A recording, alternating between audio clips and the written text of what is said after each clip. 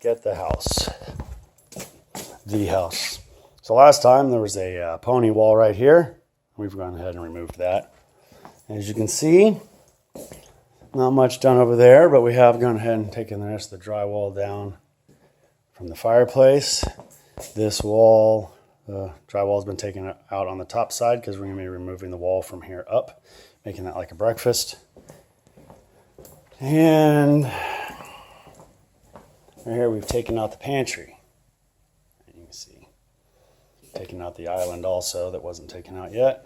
So we are getting closer to ready to go. Next, the insulation is going to be pulled. New insulation is going to be put in, drywall put up, and we will be ready to go. The only other thing I can show you is that we also got the double shower. If you remember, we had a double shower. I don't know why we had a double shower, but we had one. All the stuff's taken out of here. Double showers are removed.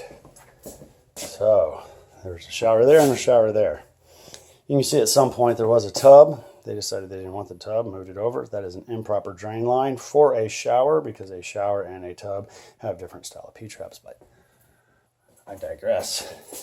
That's all taken out. We'll get that fixed right. And that's it. Quick walk, quick update. If you have any questions, feel free to reach out.